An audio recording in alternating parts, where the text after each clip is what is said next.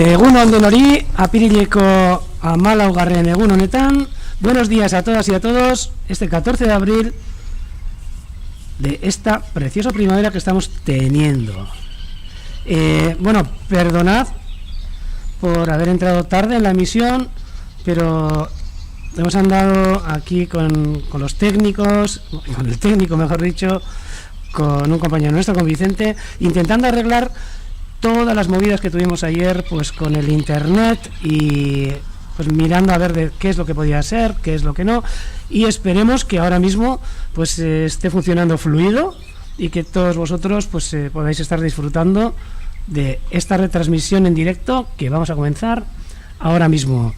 Como ya sabéis, como todos los días, la primera parte, este recorrido por la reserva de la biosfera de Urdaibai, por este lugar de las lagunas de Orueta en Gautegi y Zarteaga, en la localidad de Gautegi y Zarteaga y en sus marismas, pues la primera parte va a ser en castellano y la segunda en euskera. El recorrido que vamos a hacer para ver qué es lo que ha venido y cuál es la actualidad de hoy en estas marismas. Bueno, como no, saludos a todos los que estáis ahora mismo escribiendo, a todos los que estáis tomando parte en este chat desde Galiza, desde Allariz, desde Bilbo, desde Folgueroles, desde Barcelona, Santurtzitik, bueno, Durangotik, desde Cantabria, Barcelona, bon dia a tots, bos días hasta Galiza, Gernikatik bebai, egun ondan hori, Beasain, Gasteizetik, desde Esparreguera, bueno, toda esta gente que muchos de vosotros además sois asiduos, que nos seguís aquí, nos ayudáis a llevar a cabo esta retransmisión, que sin vosotros pues sería una soced, de la verdad. Entonces yo os animo y os invito a que utilicéis los chats. Hasta Arganda del Rey también un saludo desde aquí, que desde Madrid ahí nos seguís un montón de gente. Bueno, Cáceres, León, bueno, a cualquier lugar, sé que también desde Mallorca, desde Canarias, bueno, desde Huesca, como no, desde un montón de sitios que nos seguís todos los días. Y eso, comentaros y invitaros a que aportéis con vuestras preguntas, pues con dudas y pues bueno, con cosas que queréis aportar sobre las aves y estos días primaverales y esta migración prenupcial de primavera, que exactamente igual que estamos viendo aquí, está ocurriendo lo mismo en donde vosotros sois. Y ahora mira, me he acercado hasta aquí, hasta el cielo, para observar un precioso milano negro. A ver si se enfoca y nos deja ver la silueta de un milano negro que lleva a la mañana. A ver si no me equivoco, porque también había un ratonero, pero no, es un milano negro que le vamos ahora a volar sobre encima del centro. Saludos hasta Lucena también, hasta Valencia, Sabadell, y bueno, a todos los seguidores de esta emisión también, que incluso a la noche también vemos que se conectan a la cámara y pueden aprovecharse del micrófono que tenemos colocado en la marisma, este micrófono que estáis escuchando detrás, ¿no? Con todo este coro de aves, aves pequeñas, muchas de ellas, que están en los bordes de esta laguna que estamos viendo ahora en imágenes, ¿no? Debajo al par del Bird Center, ¿no? Al par del Urdaibai Bird Center. Zumaiara ere aupada handi bat, Zarautza ere, Amurriora, bueno, al Hospitalet. Y pues hoy también, un día más, vamos a ver primero un pequeño recorrido para que veáis un poco el día de hoy, un día que luego os enseñaré las fotos, que nuestro compañero, que todos los días nos hace el parte meteorológico y el parte de nubes que tenemos. Pues un día que ha cambiado muchísimo desde las 7:30 de la mañana, que estaba prácticamente despejado,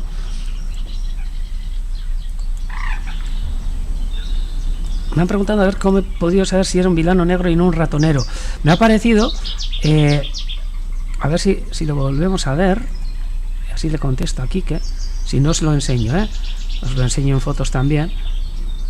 No, ahora mira, ahora ha desaparecido, pero sí que cuando... Ah, no, está aquí, pero está súper lejos. Uf, a ver si lo puedo pillar otra vez, pero uf, ya creo que no creo que me enfoque como para... No, ahora ya es muy difícil. Pero bueno, os enseñaré también en fotos. Sobre todo se les nota en la cola y en la manera de maniobrar también, ¿no? El Milano real tiene una cola con una cuña y el del ratonero es redondeada. Os voy a enseñar alguna foto, así podéis imaginaros o ver mejor. A ver, Milano negro. Mira, os voy a enseñar primero. A ver. Joder. Aquí. Un ratonero en vuelo. Podéis, os lo enseño ahí en el margen superior. Ahí podéis ver un ratonero en vuelo con esa cola redondeada, y en un salto os enseño también el Milano Milbus migrans, que es el Milano negro, y os enseño en esta otra foto, como podéis ver, un Milano negro. A ver si encuentro una foto que se parezca más a la anterior, pero veis como la cola es más larga y la tiene en forma de cuña. Aquí no se ve esa forma. A ver, aquí está el ratonero, y a ver un Milano que esté en la misma postura, por ejemplo este perdón, este de aquí, veis, aparte del color, estamos hablando de la silueta. Y luego muchas veces al Milano negro también se le ve como cuando maniobra en el aire es muy notorio cómo se le mueve la cola, ¿no? Como podéis ver aquí, la cola, igual que el ratonero, por supuesto, la utiliza como timón para dirigirse y mantenerse también. Entonces es muy notorio cuando vuela el ver, tiene un estilo propio de volar, ¿no? Igual que tiene, por supuesto, este es un Milano negro, el ratonero. Normalmente las rapaces y en muchas de las guías aparecen lo que son las siluetas para poder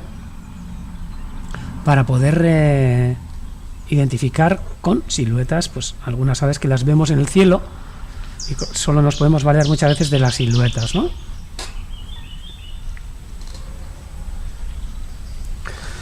Sí, os está comentando aquí nuestro compañero también que hoy la cámara del comedero, pues estamos toqueteando ahí para que vayan funcionando lo mejor posible durante el día. Y ahora seguramente no es posible que vosotros podáis entrar de vuestra página, pero os prometo que cuando vea algunos pajarillos que se acerquen, pues yo mismo os daré paso a esa cámara, que desde aquí sí que podría acceder para enseñaros.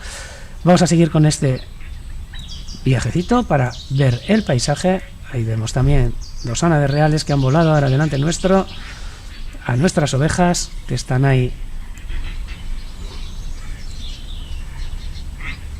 en donde es habitual. Vamos a acercarnos también hacia San Miguel, ya que muchas veces podemos observar rapaces que están volando alrededor de este monte, que se ve prácticamente por toda la reserva. Y aquí mismo, a ver, sí, a ver, vamos a acercarnos. Uy, sí, son, a ver, tienen pinta de, a ver si se me enfoca, y se trata de Milano real, o Milanos negros, perdón, creo, a ver, ahora mismo, si pasan por encima, sí, tiene pinta de Milanos negros, solo que se me han ido ya encima de la cámara, o sea que no me va a dejar casi, no, ya no me deja acercarse más. Sí, tenían toda la pinta de Milanos negros, una pareja de Milanos negros. Y comentarte eso, que muchas veces es cuña, pero no, es una cola ahorquillada.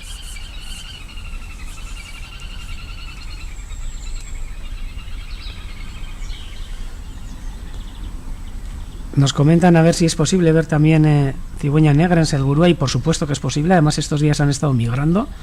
Incluso tuvimos la opción y la oportunidad de poder ver aquí una cigüeña negra hace... Ya no me acuerdo ni los días que son, porque tengo perdida la cuenta. No sé, en el día que vivimos, la verdad... Hoy sí, porque he visto en el y sé que es martes. Así creo que pudimos observar aquí una cigüeña negra junto al águila pescadora. Águila pescadora que hoy, por ejemplo, tampoco la he visto. Pero supongo pues que estará... Supongo que estará en el estuario. Una de ellas, por lo menos. También nos comentan a ver...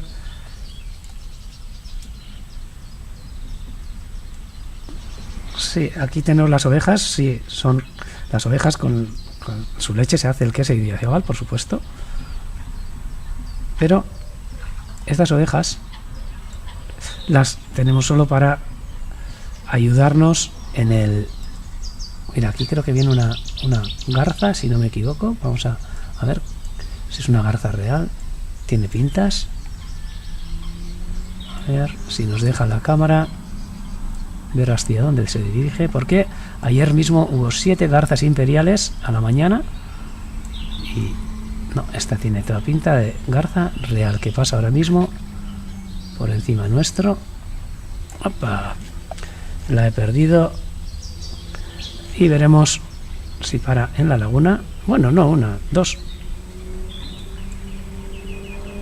Se oyen también al fondo los archivedes claros, que luego nos paremos a ver si siguen en la laguna, y vamos a seguir estas 2 garzas reales si es que paran en la laguna.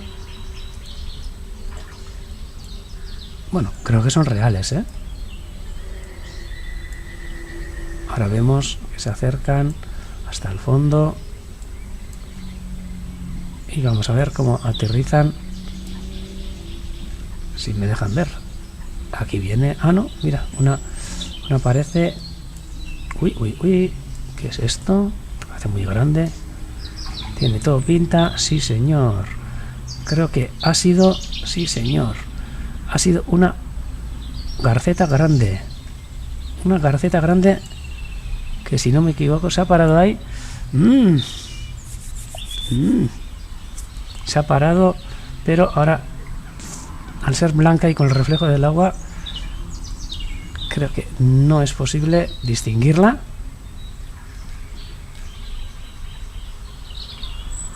Ay, qué pena.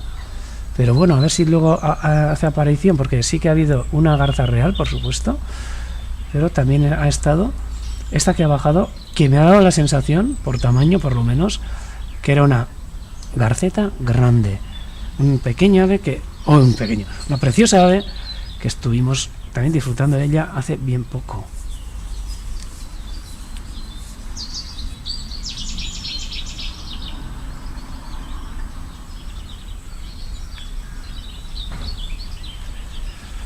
Vemos también que hay muchos escolares que nos siguen. Mira, aquí Felipe nos manda una foto preciosa de una garceta grande.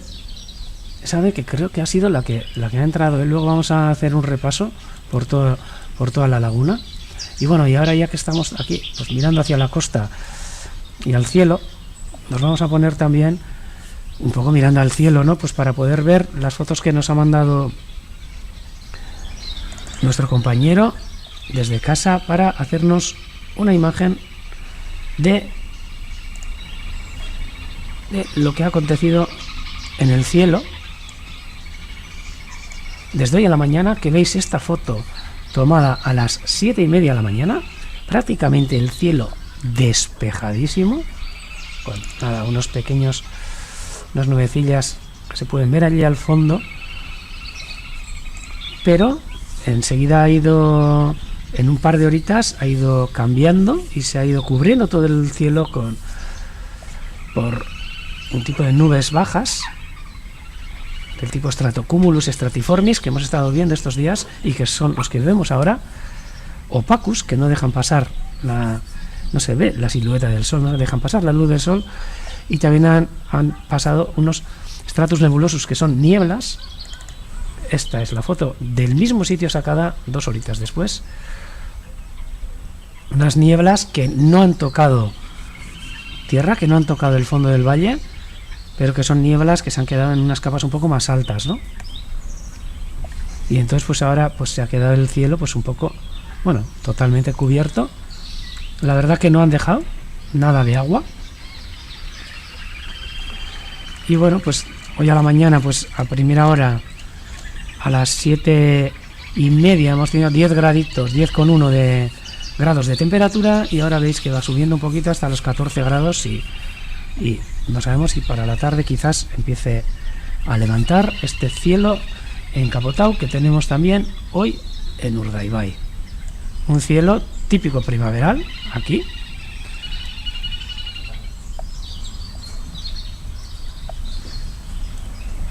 Y mira, me ha llegado ahora mismo una noticia de que sí que es una garza, una garceta grande lo que se ha posado. Chan, chan, pero ahora vamos a intentar verla. Si nos deja el reflejo del agua, porque por la situación en la que está la cámara nos refleja mucho. Y ahí estará ahí escondida entre los juncos. Pero bueno, vamos a tener la esperanza de que durante esta retransmisión pues aparezca, para por lo menos para poder disfrutar de su presencia, ¿no? Y sé que está aquí, sé que está aquí, pero es lo que pasa, que todo tampoco se puede ver, y luego cuando a ellos les apetezcan pues seguirán. Bueno, comentaros también que perdón, ha habido gente que, como muchos de vosotros, incluso entráis en nuestro directo a la noche. Mira, aquí hay unos claros que ahora está iluminando. Estas luces son increíbles, increíbles porque iluminan partes de la marisma con ese cielo gris, y para fotografía son una maravilla. Y bueno, pues comentaros que a la noche también hay gente que entra, sobre todo para escuchar qué es lo que hay en el entorno, ¿no? Y esta noche también, pues sabemos que a xente desde Galiza pues ha hecho una incursión y ha estado escuchando el cárabo. Os voy a enseñar una foto que está sacada en un posadero aquí de la laguna, una foto nocturna de un precioso cárabo. Ahora os la voy a enseñar, que probablemente se puede tratar de ese que hoy a la noche la gente ha estado oyendo, escuchándolo en la lejanía, ¿no? De aquí en adelante, bueno, están también las nocturnas que cantan. Aquí, en plan nocturnas, tampoco es que tengamos, bueno, sí que hay cosillas, ¿no? Pero están los cárabos, están los mochuelos, las lechuzas. Y luego, pues bueno, aquí es una pena, pero en Urdaibai, que sepamos, por lo menos aquí al lado nuestro, está también el autillo, pero no cría aquí. Sé que muy cerca empieza a criar, pero aquí lo podemos ver prácticamente en migración. Y ahora, quiere entrar también esta amiga nuestra, que es la rana, que la voy a bajar un poquito para que no tape la retransmisión. Aunque bueno, también disfrutamos de las ranas, que es por algo también que se acercan todas esas garzas imperiales, todas las garcetas grandes, las garzas, que incluso se alimentan de ellas, por supuesto, ¿no? Y vamos a comenzar también, bueno, aquí os he dejado con la foto de este cárabo sacada en una percha donde le encanta. Es una percha que utiliza mucho el águila pescadora, y hasta hace bien poco teníamos una cámara trampa. Pues mira, os puedo enseñar la percha porque a veces suele estar la pescadora y de paso ya vemos si está o no. Uy, perdón, con el mando vamos a escudriñar a ver dónde estaba. No, está para el otro lado. Al final a mí también muchas veces me suele costar encontrar los sitios en la marisma, porque desde esta perspectiva pues es distinta al observatorio a donde tenemos la cámara. Pero creo que por aquí enseguida podremos ver esa percha que tanto les gusta a las águilas pescadoras, y donde hasta hace bien poco tuvimos una cámara trampa para poder saber las aves que entraban en esa percha, que ahora, joder, se me ha perdido la percha, pero bueno, ya veremos,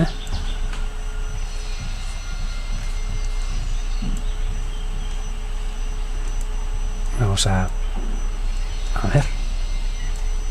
Bueno, pues si no la encuentro, pues bueno, vosotros creerme que aquí hay una percha, así un posadero para el águila pescadora, en el que se suele parar muy a menudo, y donde teníamos la cámara trampa, que lo que nos enseñaba era, quizás sea uno de estos, no, lo que nos enseñaba era pues muchas veces si la pescadora venía anillada o no, y esa cámara estaba funcionando durante todo el día y durante toda la noche, y es cuando también captaba pues otras aves que paraban en ese lugar, ¿no? Como puede ser este cárabo.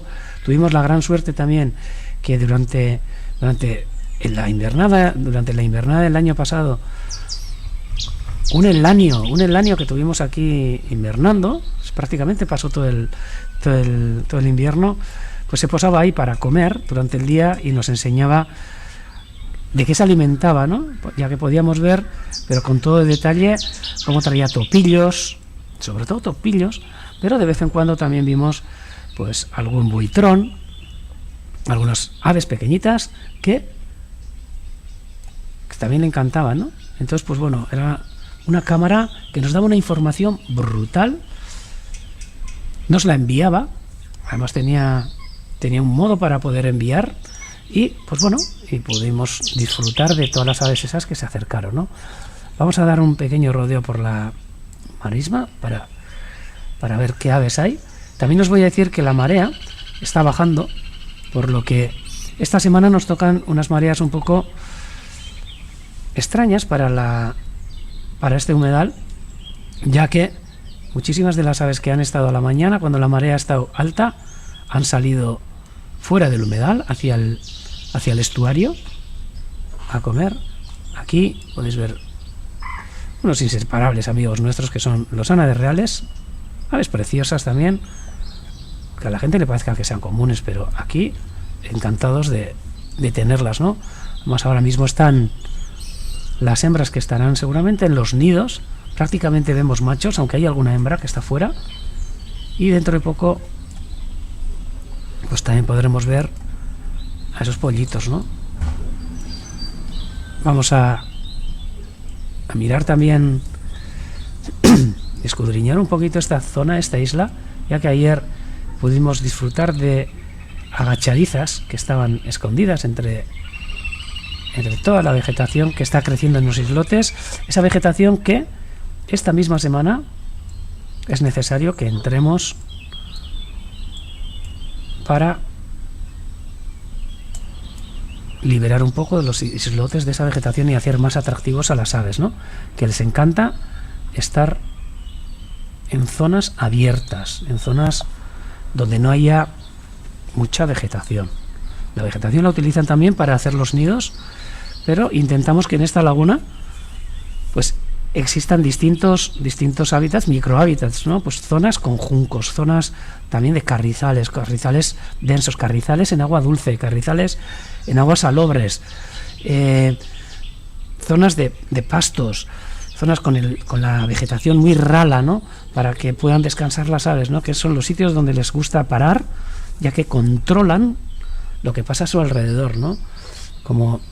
Y tienen tranquilidad, como por ejemplo pues este ánade real hembra y esta parejita de cercetas que la vemos flanqueando a este ánade real, ¿no? Un macho a la izquierda y la hembra a la derecha. Estos patos del norte también, que todavía están entre nosotros. Cerceta común, pero que en euskera, por ejemplo, es negu cerceta, cerceta de invierno, charset en catalán, y cerceta creo que en galego. Escuchamos también, tampoco le estoy haciendo mucho caso, pero en el fondo ahí se pueden escuchar ruiseñores bastardos, ahora mismo el pito real.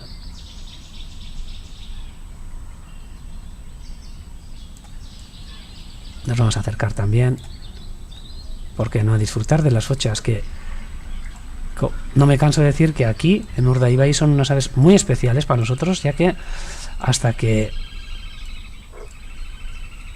se recuperó esta zona de la marisma de Urdaibai, de las marismas de Gautegi Arteaga, estos humedales, que es esta que veis. Ahora, os voy a intentar poner al ataque, a ver si... ¡Ay, se ha ido! ¡Cauen! A ver si aparece. Mira, ahora la veis, ahora la veis. Ja. Ahí ha aparecido una urraca, que es una de las urracas, creo. Mira, y ahora un herrerillo, después de la urraca. Ahí está la urraca. Uy, creo que nos ha aprendido también. Aunque no, está desconfiada. Y es una urraca que tiene el nido pegado al Urdaibai Center. Y veis qué colores más chulos tiene. Solo que no sé si se está dando cuenta que hay una cámara, o por lo menos hay algo que no le gusta. Pero ya se irá acostumbrando. Pero ahí vemos que está entrando al comedero. Seguramente a ver qué son esas bolitas de sebo que están ahí. Ahora un gorrión también aparece. Es un comedero que todavía lo estamos manteniendo, sobre todo para enseñaros a vosotros los paseriformes, las aves pequeñas que todavía siguen con nosotros, ¿no?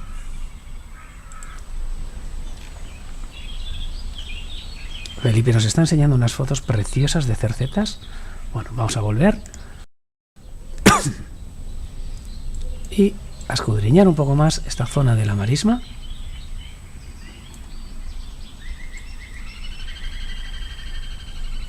Para a ver si vemos otras aves que sabemos que están entre nosotros. Y hoy os tengo que pedir disculpas, ya que no me ha dado tiempo a subir el censo de las aves que hemos visto hoy en la marisma. Nos hemos liado con el internet y el directo y demás. Y como nos dicen los rabudos ayer pudimos ver perdón, un rabudo, un macho que estaba por aquí. Las patos cucheras se han marchado, por lo menos ayer no los vimos, antes de ayer tampoco. Aquí vemos a nuestras ovejitas. Las lachas son súper majas, estas ovejas. Son una gozada, les llaman y vienen tranquilamente y nos ayudan aquí a mantener toda esta zona libre de vegetación, aunque nosotros también esta semana les vamos a echar una mano y vamos a coger mano de las desbrozadoras y hacer un poco más agradable y atractivo esta zona de la marisma para ellas. Vemos aquí una focha también que está alimentándose en el borde y ha pasado ahora mismo un archive, claro, me ha parecido. Sí, no, quizás una cigüeñuela. Vamos a acercarnos. Sí, una cigüeñuela. Está también preciosa.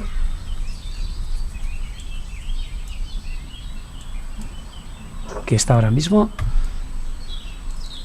Bueno, ahora mismo está paseando por las aguas someras de la laguna Salobre. Y me imagino que se dedicará ahora mismo en busca de... Ahí va, pues mira, aquí les ha venido la cuadrilla. 3 cigüeñuelas preciosas. Que también son unas aves que aquí son muy especiales. Estamos prácticamente en la costa del Golfo de Vizcaya, a 4 kilómetros escasos del mar, muy al norte. Y aunque sea una especie que es común en el sur de la península y en el centro de la península, pues aquí han llegado hace bien poco. Hasta hace bien poco eran aves raras de verlas, ¿no? Pero ya llevamos unos años en los que nos están criando aquí, o hacen intento de criar.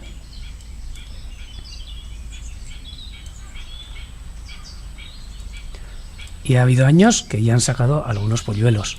Pero, como siempre suelo decir cuando hablo de estas aves, uno de los mayores peligros que tienen aquí, si no es el más, son los perros, que de vez en cuando andan sueltos en la marisma, perros sin control, que en una época de cría, cuando las cigüeñuelas están en nido, pueden causar unos estragos increíbles. Os voy a enseñar el por qué, porque muchas veces pensamos, ¿no? Pues con que vuelen ya vale, ¿no? O que los nidos los tienen escondidas o escondidos, pero desde luego os voy a enseñar cómo es un nido de cigüeñuela aquí en estas imágenes que os voy a poner ahora. ¿Veis? Una cigüeñuela en su nido, un nido que lo hace a ras del agua, incluso a veces en la propia agua, hace una pequeña plataforma. Hace una pequeña plataforma cerca de juncos y demás, y ahí podemos ver que hay una cigüeñuela en el nido y que asoma una cabecita, y esa cabecita es uno de estos preciosos polluelos que sacó hace un par de años, que la puesta o la época reproductora le fue súper bien. Ahí también Felipe nos ha mandado un pollito de cigüeñuela precioso, y bueno, cigüeñuelas que ya para estas fechas suelen venir, aparte de las que suelen estar migrando, que estos días hemos podido ver grupos de incluso 14 cigüeñuelas que se nos acercan, pues ya hay algunas que también se nos suelen acercar ya para quedarse en esta época reproductora, y que dentro de poco pues quizás las veamos copular, que tenemos algunas imágenes chulísimas. Os voy a enseñar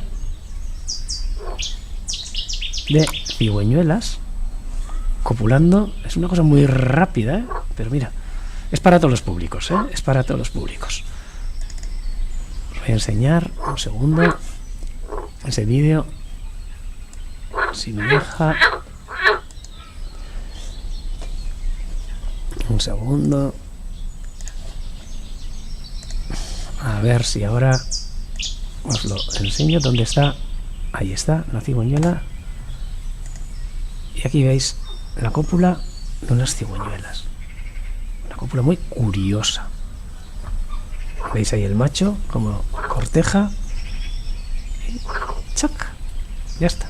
Y tan dignas. Vamos a ver otra vez. ¿Veis ahí? El macho con su cabeza negra, con su capirote negro.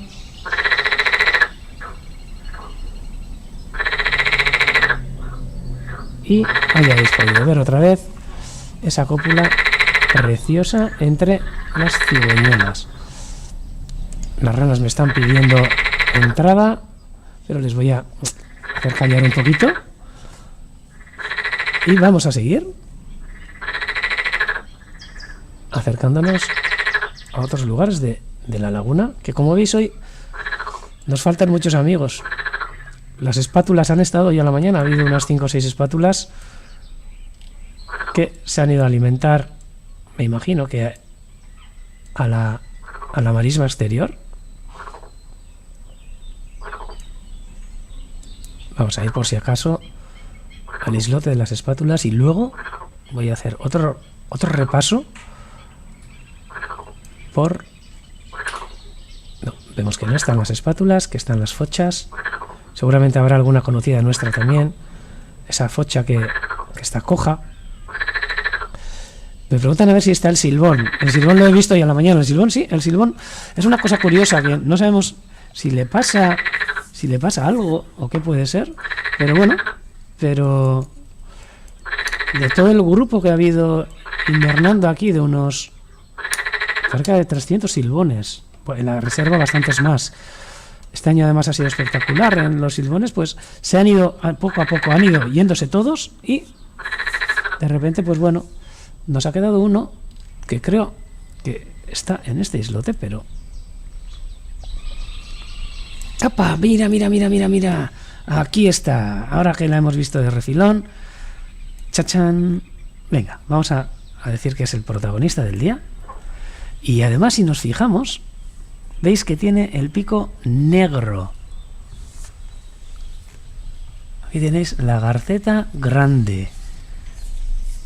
Un precioso ejemplar en época nupcial. ¿Veis que aparte del pico negro le cuelgan estas plumas finas por la parte de atrás de las alas? Que son plumas como si serían filiformes, como si serían hilos, ¿no?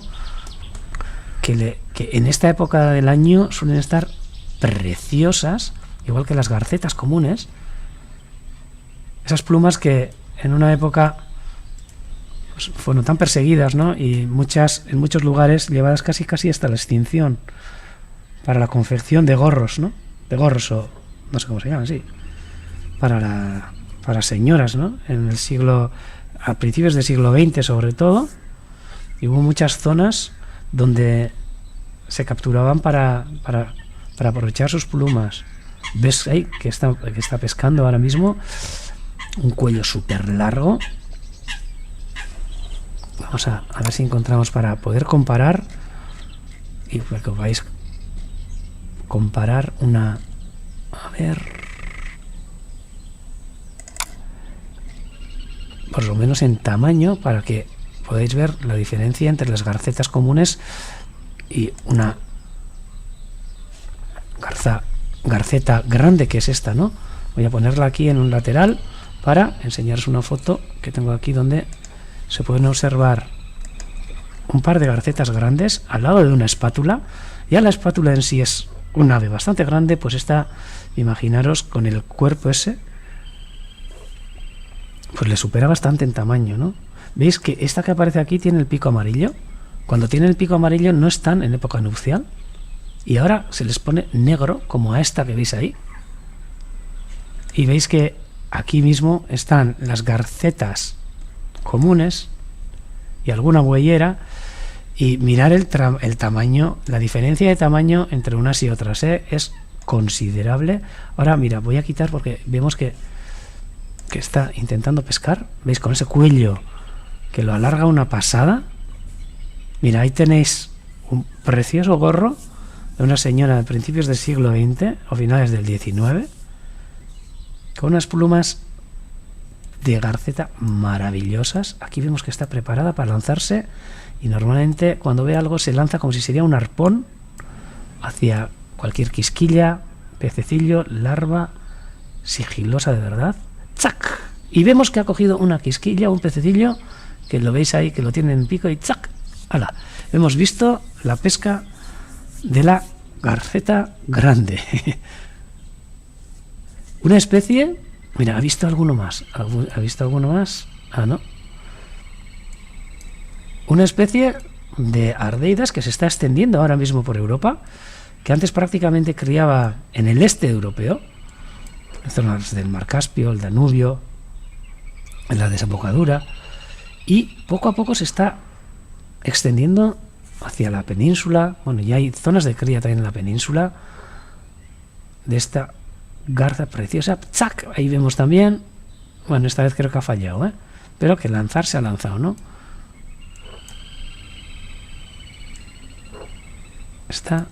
Es una zona, además, esta laguna, donde hay un montón de alimento para todo este tipo de aves. Gravera grande, es el agro. Ah, sí. En catalán. Ahora sí. No, tampoco ha cogido. Pero bueno, es una zona donde hay un montón de quisquillas, ya que con las pleamares entra el agua de la ría y trae pues todos los alevines de peces, de larvas, y luego pues se quedan en la laguna. Y en esta laguna, pues bueno, aparte de ser comida para estas aves, pues ellas también se reproducen, y veis cómo se camufla entre el junco.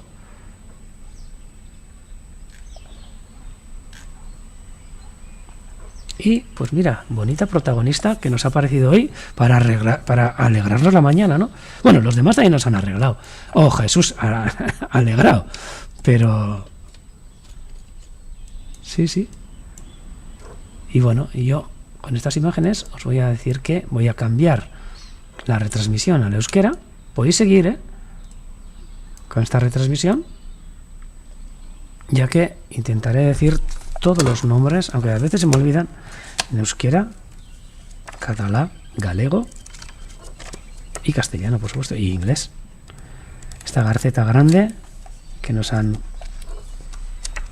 comentado que en catalá es el agro blanc, creo que es, ¿no? Bueno, según dónde será también, pero aquí me viene como el agro blanc.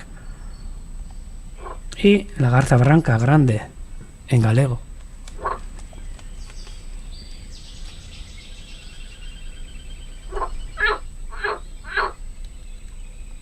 Nos preguntan a ver si la curiosidad sobre las aves la tenemos desde pequeños. Y bueno, es una cosa que en mi caso sí, en mi caso desde siempre, con todos los animales y toda la fauna. Bueno, me encanta. Mira, ahora tiene... A ver, no, me ha parecido que tenía algo en el pico. Sí. Tiene en el pico un pez que ahora lo va a comer. Ay, solo que se ve... No sé si la veis, pero está muy pixelado porque está muy lejos, pero ahí se nos va a esconder. Pero vemos que algo ha capturado y todavía no sé por qué, no se la está comiendo. Oh, se va a ir a algún sitio a comer tranquilamente un pez que tiene en el pico. Pero tampoco es muy grande. Lo que me extraña es que no se lo haya comido ya. Ahí lo veis, que está intentando... Bueno, creo que es un pez o una anguila pequeña. Sí, algo que ha capturado ahora. Tiene pinta de... Sí, de anguila, porque creo que se mueve bastante. Y ahí podemos ver una garceta grande. Sí, creo que es una anguila. Es una anguila pequeña, que es por eso que no se la come. Está viva. Y ahí intentará machacarla primero un poquito para poder comer. Sí, es una anguila. Ahí veis que se le sale, se le escapa. Pero no creo que se deje escapar. Y bueno, pues lo que os decía yo, pues mi afición viene desde lejos.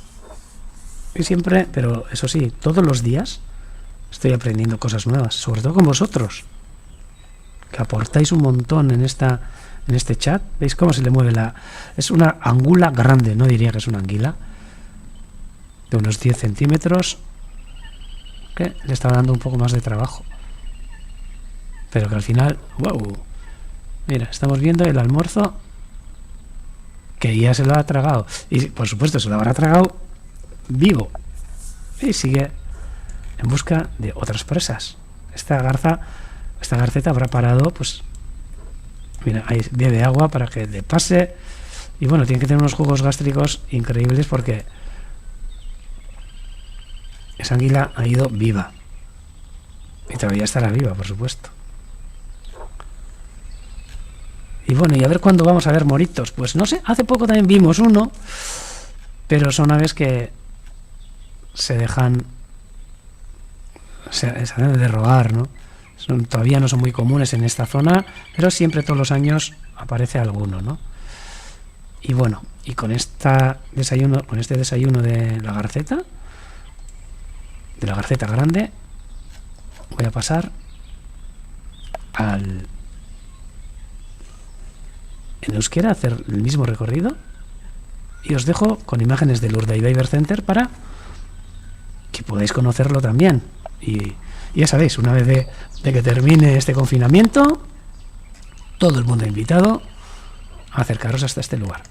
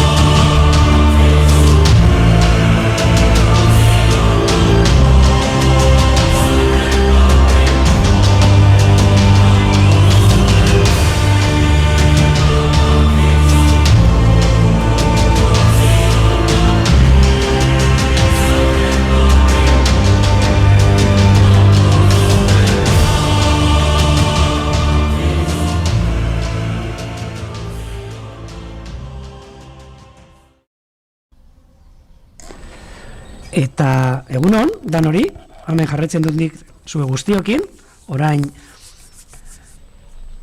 ibilbide txopolita hau, Urdaibaiko biosfera reservako inguru edo txoko polito denetatik egiten duguna, egunero zuekin orain euskeraz egiteko prest. Piloa zarete, gure artean batzen zaretenak, bai kanpokoak, estatu mailan jente asko benetan, hainbat nik esango nuke leku guztietatik, baina noski baita ere hemen Euskal Herritik jarraitzen gaituzuenok, eta nola ez, hemen herritik bertatik ere hautegi sartegatik badakit jarraitzaile asko daudela, eta hemen bezarka handi bat herriko guztieri ere, herriko guztieri, ezautzen garan guztieri, eta bezarka bat aberasturir arte, kerixener arte, aldapetara nola ez, eta, bueno, eta badakit beste etxe asko eta utziko ditu dela, baina gure inguruan, inguruko erik, etxera arte bai, noski, eta urruntxoago zaudeten guzti hori ere, ez Bilbotik, Beasaindik, Tolosatik, Iruñatik, Durango, Amurrio, bueno, ezingo nituzke esan, herri guztiak hemen egunero txat honetan parte hartzen duzuenak eta egunero zuzeneko honetan zaudetenak. Durango, Gernika, Jangiz, Musika,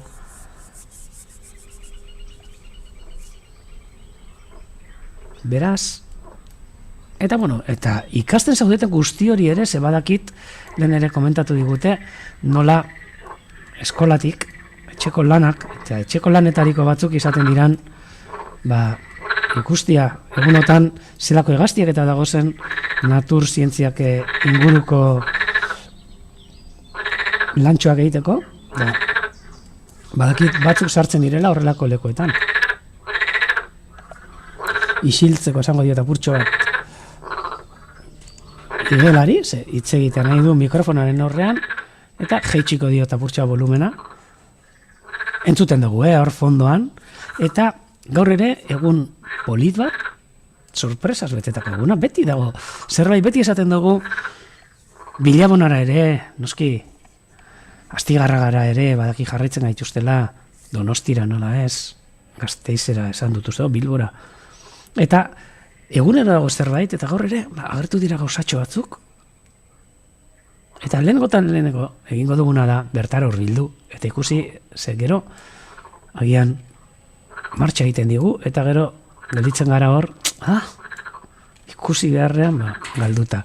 Eta lehen, gaztelerazko emisioa utzi dut, hementxe, lertxuntxo handi honekin, Garceta Grande gazteleraz, Agro Blanc katalanez, eta galegos, bebai, banekien, galegos izan da, Garza Branca Grande, tamen ikusten dugu, etengabe zerbaiten bila, jateko zerbaiten bila, oindala minutu eskaz batzuk, ikusi ditugu nola aingiratxo bat harrapatu den, angula handi bat esan, eta hor txibili da jateko zailtasunetan, baina gero bizi-bizirik, txak, jan dau, eta hemen ikusten duzue, zelako geldi mugitzen da uretan, beraien harrapakinak eskonturatzeko, eta hemen zer da harrapatzen duena? Batez ere, ikusi dugu moduan kizkilak, arrai larba txikiak, lasunak eta sartzen dira hemen, eta arrautza jartzen dituzte, eta hor ikusten da zerbait ikusi dabelakoan, batzutan kamera ere enfokatzeko. Arrazoekin ibiltzen da, baina azkenan lortzen dut, hor ikusten duzue, geldiro, zerbait ikusita, txak! Eta, bai, kizkilaren bat edo, ian du. Hemen, batez ere, kizkilak, aingirak, eta arrainen alerinak.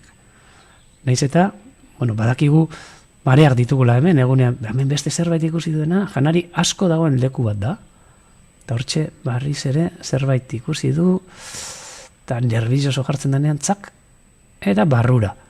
Ikusten duzuen, momentutxu batetan, 10 minutuan, hainbat izkira, arraintxo bat ere ikusi du garrapatu dela, eta aingira bat, edo aingira txiki bat harrapatu duela, hemen padura hauetan. Oso aberatzak janaritan eta elikagaietan, ez hegaztientzako bakarrik, beste animalia askorentzat ere. Gainera esaten dugun moduan, hau, behitu hortxe, beste behin ere, beste kizkilatxo bat harrapatu du.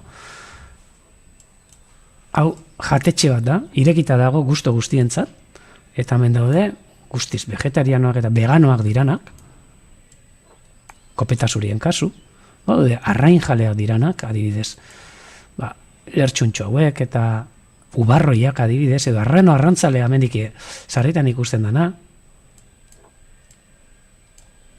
eta beste batzuk oro jalea dirana, eta denera dijate dutena, bai belarra, bai intsektuak, bai bestelako janari batzuk, ez da?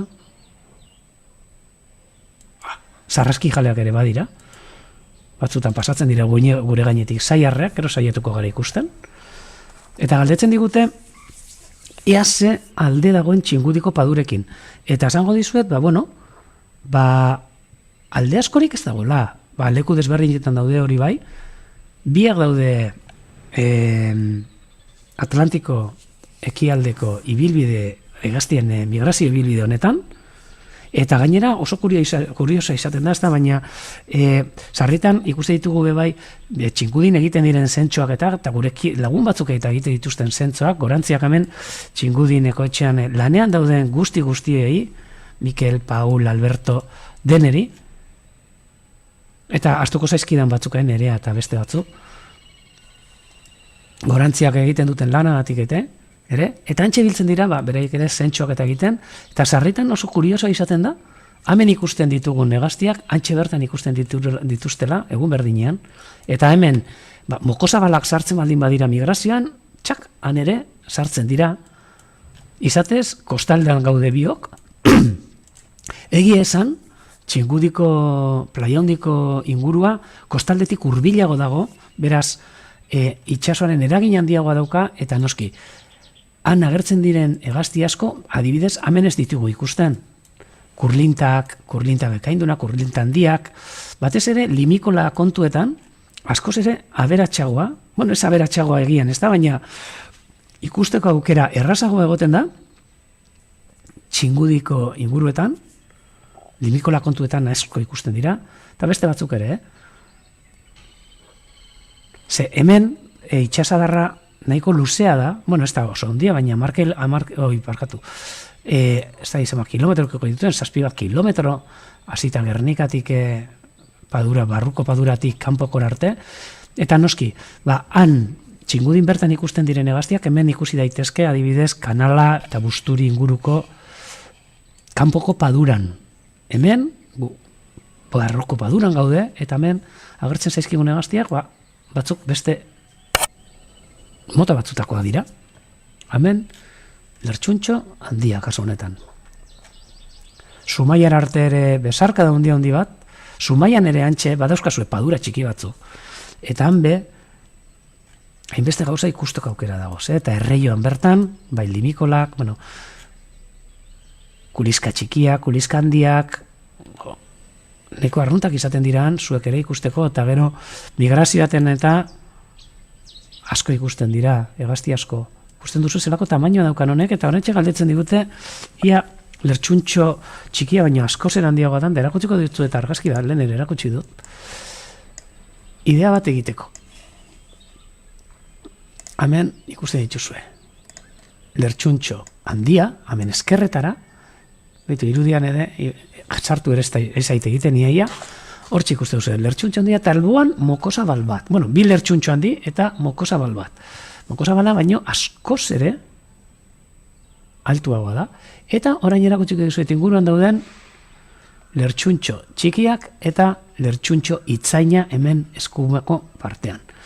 Figatu zaitezte zelako diferentzia daukaten tamainoan. Tamainoan esango dutzuet, honek daukala luzeran, metro baterako altuera, eta nik uste dut lepoa luzatuta askoz gehiago.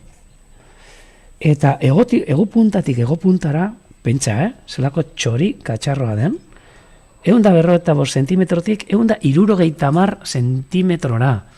Beraz, zabaldu eskuak zuek eta ipini zaitezte 170 sentimetrotan, da ikusiko duzue zelako txori puska dan, hemen ikusten ari garan, lertxuntxo handia. Eta komentatu dudana, hegazti bat, ekialdean eta ugaltzen sana, lehen aspaldi, baina gutxika mendebalderantza zabaltzen ari dena.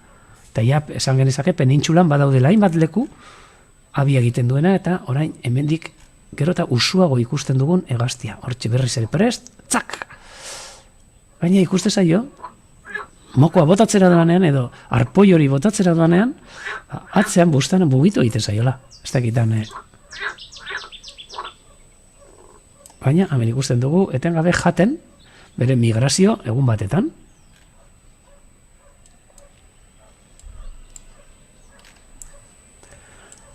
Eta, bueno, komentatu behar dizuet ere, gaur, hasi gara lertxuntxo handi honekin, ze ez nuen nahi galtzea, euskerazko transmisio honetan, eta ikuste duzu, orain, behitxu, hasi da berriz zerua argitzen, batez ere itxasoko parterantza, ikusten da hor, ja, lainoak saretzen hasi diala, hor euki ditugun goizean, erakutsiko dizuet, ze egunero egiten dugu, gure lankide batek egunero dialtzen digu parte meteorologikoa, hartze hemen gure zentroaren gainean dagoen Euskalmeteko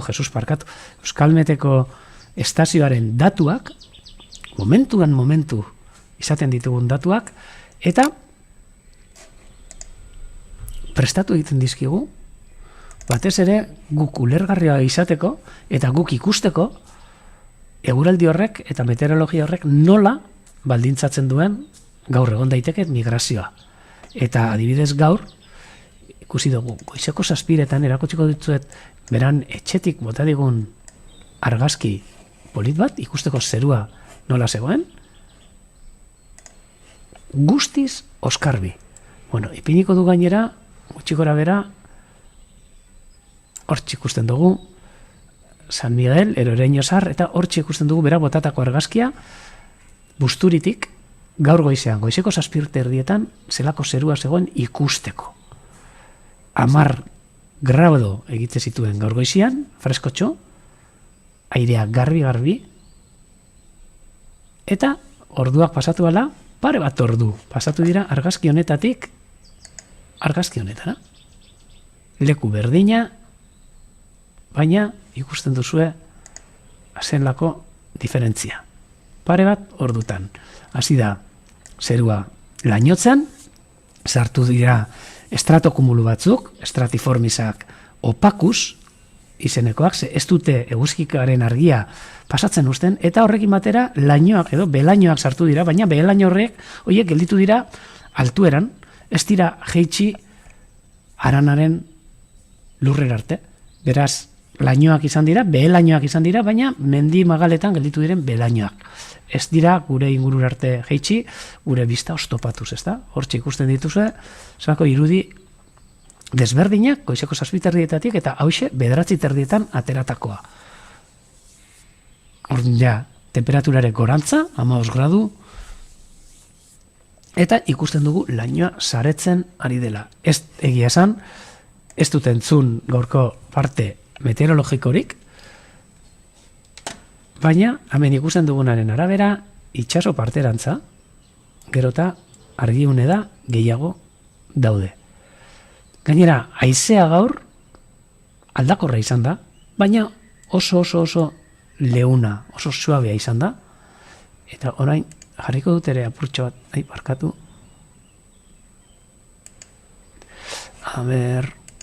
Barkatu. Bai, jarriko dut ere berri mikrofono altutxoago, ze igelak isildu dira, eta orain atzeko fondoko hegaztiak ere entzuteko. Eta esaten hona izena, gaur egon den haizearekin eta hegazti txikientzat batez ere, eta handietzat noski, migratzeko egun zoragarria. Salto egiteko, baitere bezarka dundi bat, lanean zaudeten guzti hori, gu ere hemen lanean gaude, baina badakit zuetariko asko lanean zauzela eta hor txekiku bat egiten duzuela sartzen ikusteko sondikar arte desarka handi bat ere, eta gaur, badakit zuetariko asko lanera joan beharren aurkitu zaretela, zaindu mesedez, eta zaindu itzazue bere zuen lankideekin, gu ere hemen berdin gabiltza, eta hortik sartzen zareten guzti dire, besarka handi bat eta upada handi bat. Eta ikusten duzue, zelan egun argitzen, hegaztien migrazio polita egonda gaur goizean ere, badakigu adibidez sasitxinboak eta ikusteko aukera egondala, sasitxinboak erakutsiko dizkizuet zeintzu diran, hemen daukadan, tan, eta hogamen, segundo bate, aurkituko dizkizuet eta gaur goizean adibidez hegazti txikien pasea egonda, batez ere ikusi ditugu baita ere karnabak edo jilgeroak eta gero ia arratsaldean hitz egiten dizuedan beraiei buruz. A ber, oin ez dut aurkituko.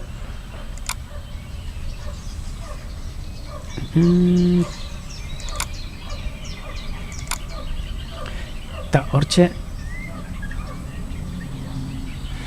fondoan entzuten zan ere leskariak eta benarrizak entzuten zidan, eta noski hor entzuten diran aurkitzen dudan gaur 14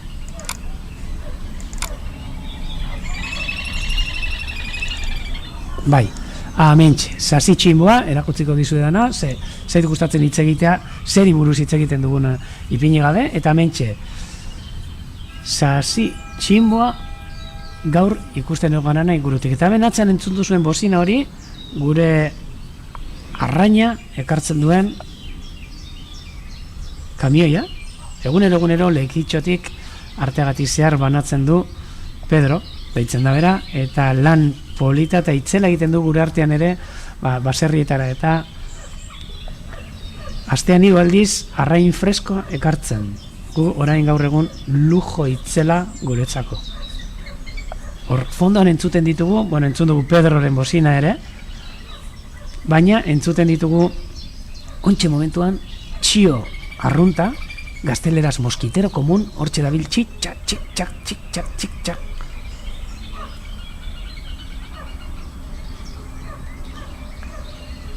Hemen ere galdetu didate gariko hitzetik, gariko hitzez, neskato batek esaten dit, ea noiz jaio den lertxuntxori, lertxuntxori ez dakigu noiz jaio den, baina urtebete baino gehiago dituela, fijo. Eta hemen sasitxinboa gaur migrazioan ikusteko aukera izan dugun hegazti bat. Eta jarraitu daigun emanaldiarekin, hortxe ikusten ditugu agate batzuk ere hegaz. Esan beharra ere, lehen ere irakutsi dizuegu, orain ez da egin nora joan den, baina lertxuntxo hauek orain udagaraian daudela, ugalgaraian parkatu daudela, abentsi ikusten da, ondinok hortxe atzean eskutatuta, eta orain lumaje politaskoak hartzen dituztela, eta ez hori bakarrik, fijatuko zarete, ontxe hor hietatik kanpora ateratzen denunean, ateratzen baldin bada, ze koloretako mokoa daukan. Ikusten duzu, beltza daukala, ez da? Lertxuntxo handionek. Eta erakutsiko zuet hemen, argazki bat, berdina, lertxuntxo handi batena, baina, fijatuko zarete, mokoa horia daukala. Eta esango duzu, eta zer gaitik honek, hemen dagoen honek beltza, eta hor irudian ikusten duzuena horia. Hau orain oso zoom potentea bota dio, baina hortxe ikusten da, zelako sama luzia daukan, eta hor azarratu da, agate batzukin da, bide hor. Komentatuko dutzuet, hor argazkian ikusten duzuena, ez dago ugal garaian, edo ez dago ugal garaiko itxurarekin, neguan zeharrolan egoten dira, mokoa horia, baina gero ugal garaian, mokoa beltz jartzen jake, eta Bitu zelako aldaketa egiten duten, ez bakarrik lumena ere, lumak ere, luma elegante batzuk ateratze zaizkie gorputzian, eta lehen ere esan dut, nola luma horiekin arazo itzelak izan zituzten, garai batetan ze dozenak eta milak harrapatzen ziran, lertxuntxoak, emakumentzako kapelak egiteko. Batez ere, 20. mendearen hasieran, lehen ikusi duzu hor txatean atzera botatzen baduzue, nola gure lankideak Vicente jarri digun horrelako kapela baten irudi bat,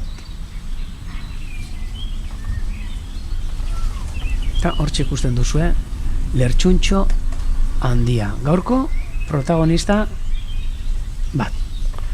Duela pare bat aste ere ikusi benuen, eta saiatuko nahi ikusten beste irudi batzuk oso politak, adera ukitzen dudan bat moko beltzarekin, baina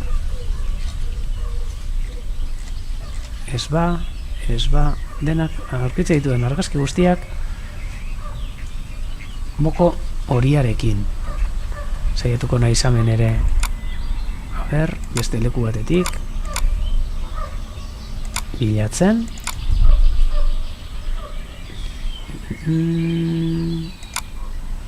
Bai, ontsa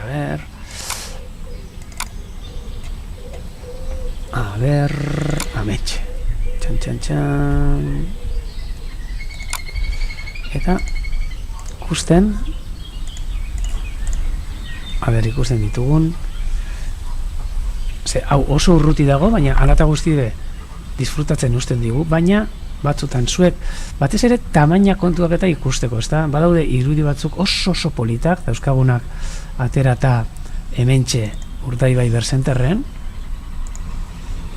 erakutsiko dituzedaz, nola arrantzan hasten diren, hemen ikusten dozuez, moko horiarekin, arrainak ikusten ditugu mugitzen hor, inguruan da 3 lertxuntxo handi, arrainen atzetik, ikusten dut zelako samak, zelan botatzen duten beraien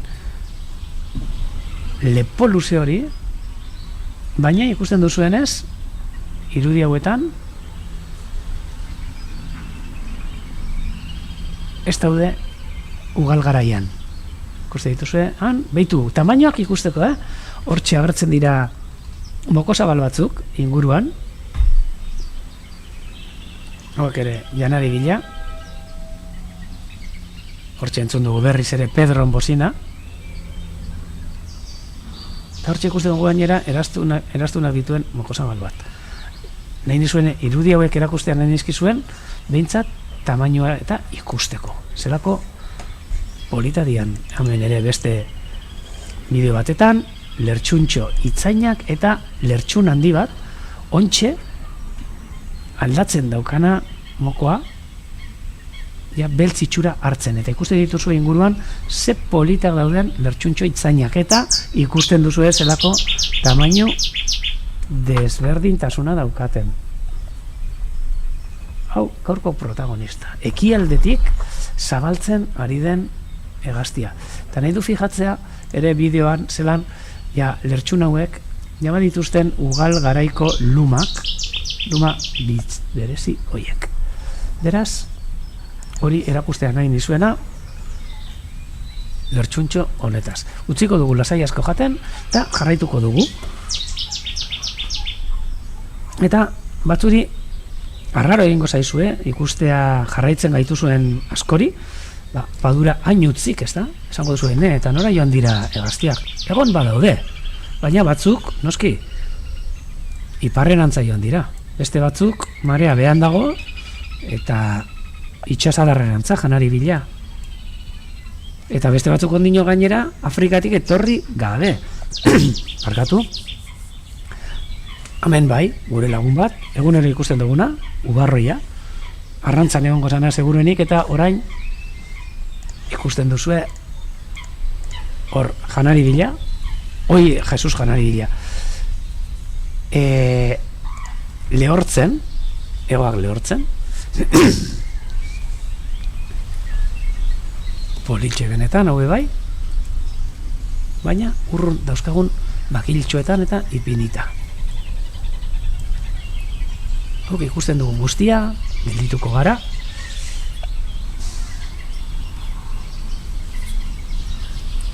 hemen ere argitzen doa, gutxika, eguna. Eta, ene. Beitu, hemen ikusten dugu gure armi armak, hau ere gure laguna da, zulotxo honetan dago sartuta, eta beitu, zelako harrapakinak harrapatu dituen orain, Gero, konturatu gaitezan zenbat moskito eta zenbat eltxo eta jaten dituzten armiarmek. Beitu, zelan dituen, hemen, moskito guztiak, beitu, beste, ez naiz konturatu, eta hemen kameratik ikusi daitezke bebai, ornogabeak, eta ari bez, armiarma sare hau ikusten dugu, beitu, gaina ikusten da, ondo eraikita daola, eta zenbat harrapakin dituen sare honetan. Oso polita. Hegaztietetik aparte, armiarmak ikusteko aukera ere badaukagu. Jarraituko dugu dengo irlatxo honetan, ea ate txistularia ikusten dugun, baina hemen ikusten ditugunak orain basatiak barkatu. Iztarria gaznari kilikolo, baina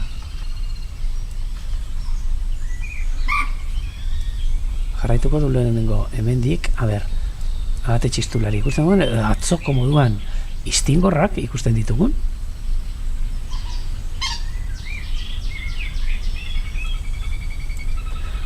Garazi galdetzen digu usoa, baina ez dakit zein buruz ari den. Hemen ikusten dituguna dira zertzeta bat, baina eskutatuta dago ikusten dugun besteren bat inguruan.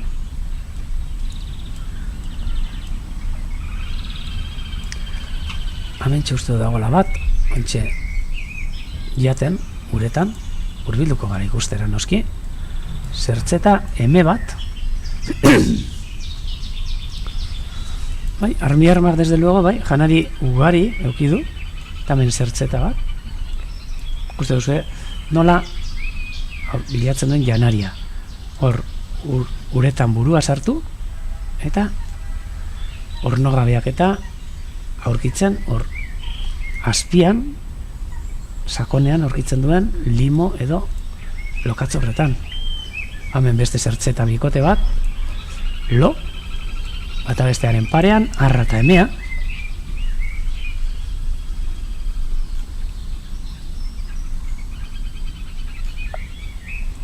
Hurbilduko gara ere Urgesako urmaelera eta hegal guzti honetara. Eta komentatu du lehen ere, ardiak dauzkagula, latxa ardiak, laguntzen digutenak belarra labur mantentzen, eta laguntzen digutenak, baina goian izan ditugu, neguan ziar, oraintxe askatu ditugu berriz ere paduretan, eta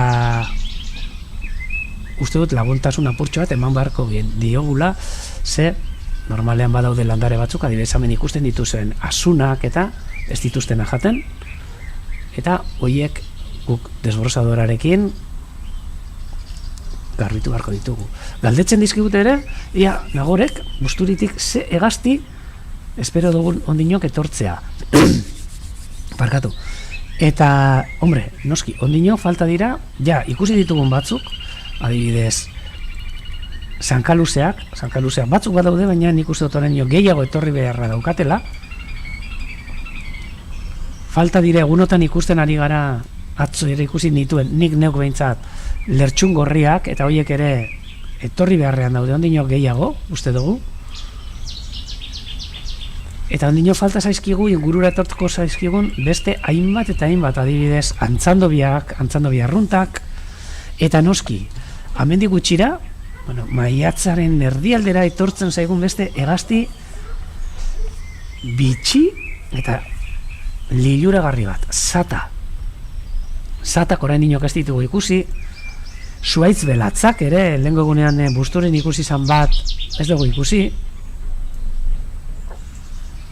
Ondinok badaude hor, pilatxo bat, migrazioan guk ikusten ditugunak hemen.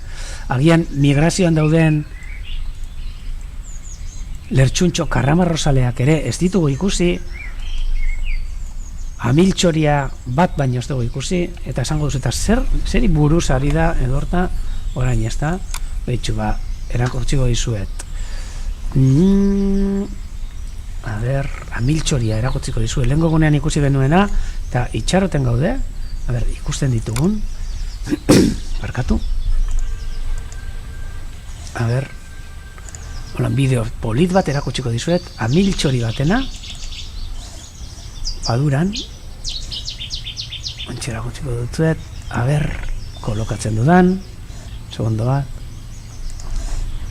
ez mugitzeko, amiltxori polit bat, hementxe, amengo urmaelean ataratakoa. Hortxe ikusten zu, zelako luma berezia daukan, kokotean, eta zelako itxura polita. Emate du plastikozkoa dela, baina ez, benetazkoa da. Zuaitz belatza hortxe Mikeleke erakusten diguna, getxotik. Horiek ere ikusteko zain gaude, orain. Hemen amiltxoria oso egun polit batetan, belainoarekin, hemengo urmaelean aterata. Hau amiltxoriaren kasua.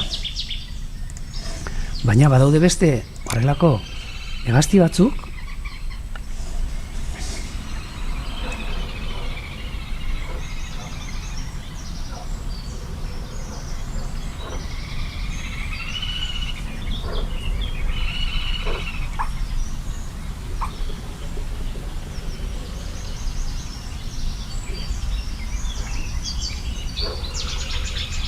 ointxe erakutziko dizuet,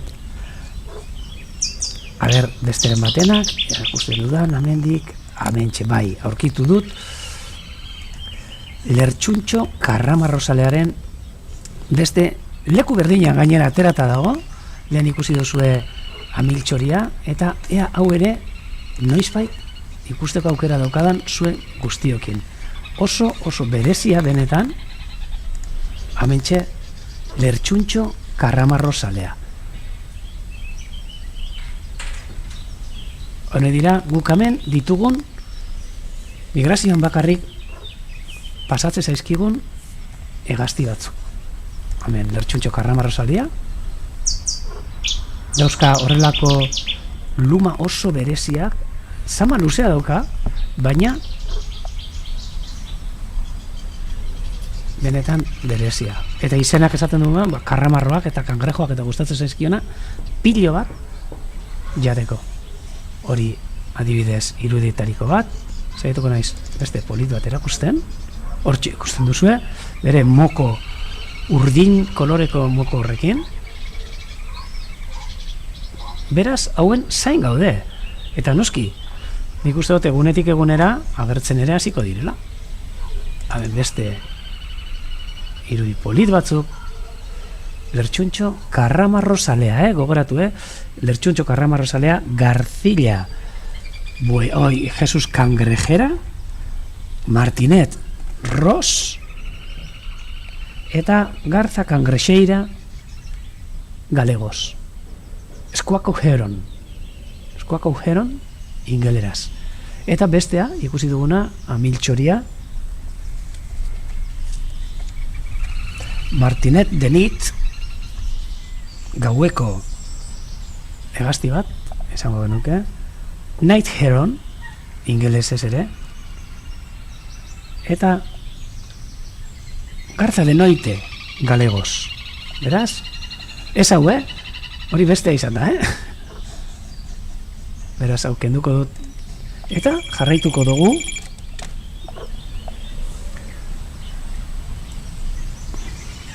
telefonotik ditute, baina gero dituko dute berriz. Jarrituko dugu, ea, beste hegaztirik ikusten dugun. Hemen, belarra jaten kopeta zuriak.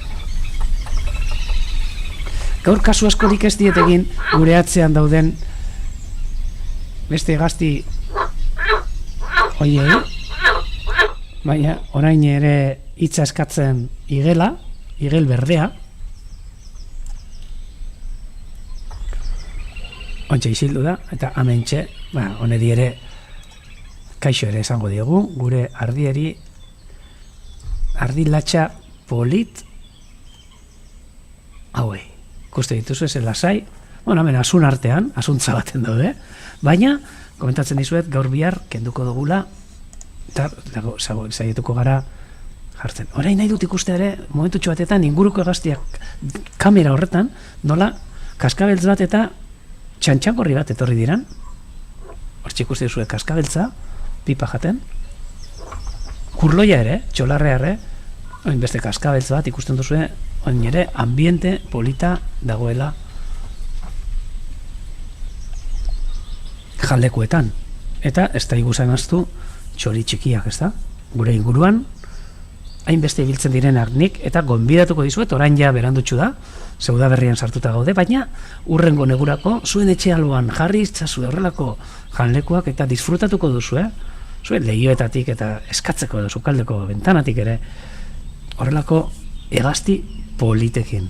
Txamilotxak, kaskabeltzak, kurloiak edo txolarriak, ormatxoriak, noski hartatxoriak ere berdin, txantxangorriak, tarinak, berderoiak, tximbo, kaskabeltzak, danetarik. Ay, Axente le izango dio, sí, Axente, antes hemos estado viendo un martinete y luego lo he liado con la garcilla cangrejera, pero sí, la garza de noite es un martinete, sí. Barkatu. Eta bueltatu gaitesan, gure ardi latxa politao ikustera. Egia esan,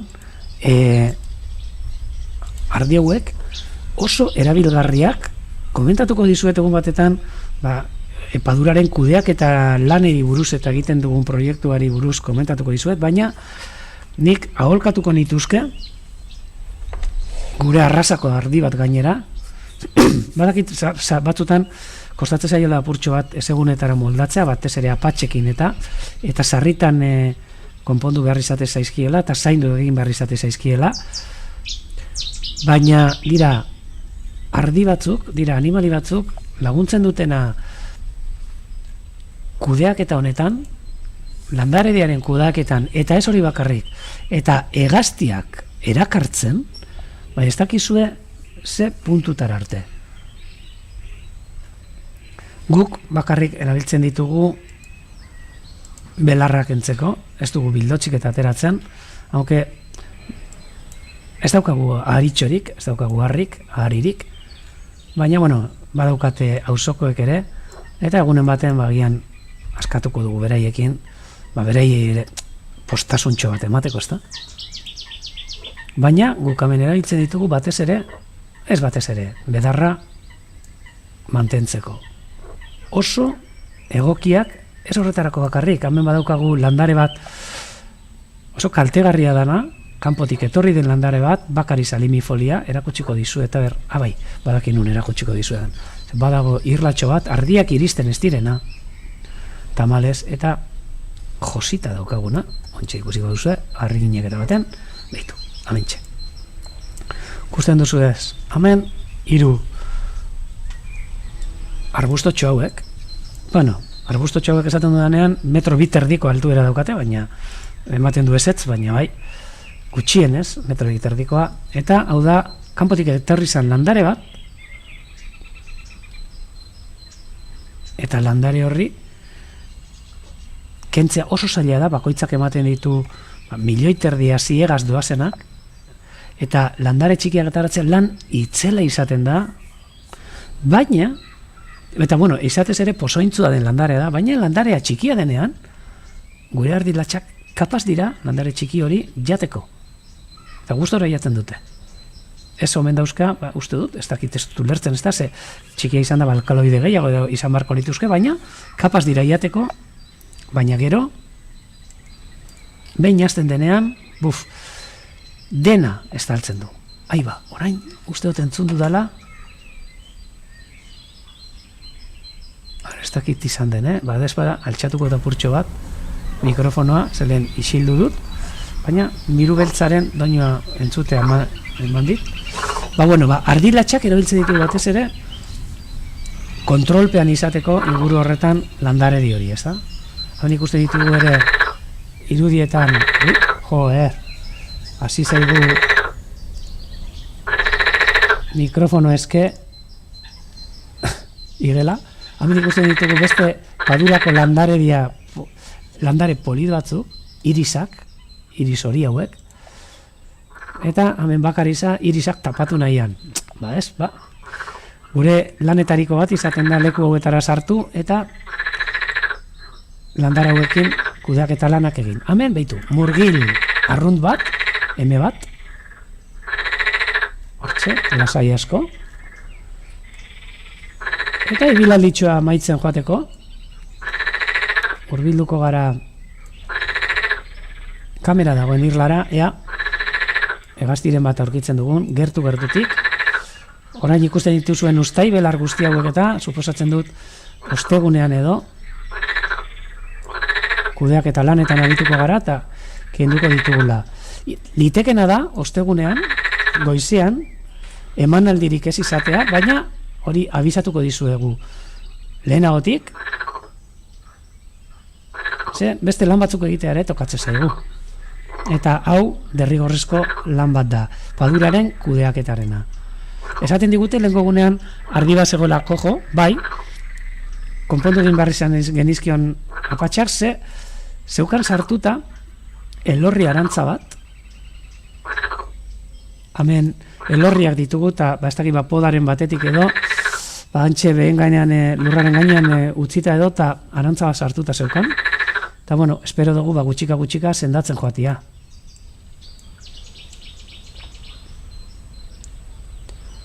Eta baltzizketara ere, bezarka dundi bat, noski. Jone galdetzen digu, orain dauden hegaztiak udan joango diren, da bai, gehiena joan zaizkigu, zertzeta batzuk gelditzen dira, eta zertzeta horiek, nik ere uste dut amendik gutxira, ies egingo dutela amendik, eta mentxe, kopeta zuri polit bat. Eta beti fijatu zaitezte, ikusten ditugu horrelako irudiak, zen nolako hankak dituzten. Ez naiz nekatzen esaten, arraunen moduko hankak erakusten dutenak kopeta zuri hauek. Eta beti lumak zaintzen, bere uretatik isolatzen dituzten luma politoiek. Ikusten duzuen nolako zainketak egiten dituzten kopeta zuriak. Beraz nik kopeta zuri honen irudi politekin eta atzean orain okinaren desberditzatzen ditugu bozinak, bai okinarenak edo bai arrain saltzailearenak, diferente dituzte. Okina ere etxeetara hemen baserritara egunero etortze zaigu. Arraina ere, noski. Ez egunero, baina 3 astean behin, 3 egunetan astean, martitzenak, eguenak eta zapatuetan. Arrain fresko-freskoarekin. Beraz, ornituta gaude, etxetik urten gabe. Beraz, hau daukagun, lujo bat gaur egun, ez da? Bizitzen ari gara egoera honetan. Bueno, lujo bat batzuntzat, beste batzuntzat ezain beste, orain aprobetxatzen dugu ere etxetik osteratxo bat egiteko, ogiaren bila joatia, arraindegiti pasatzia, logiko ikusten dudana, noski.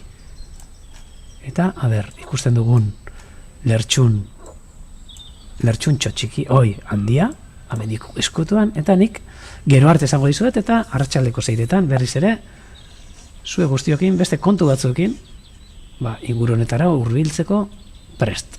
Bezarka da handi bat dan hori, eta gozatu daizuela gaurko arratsalde eta egun honetaz. Gero arte!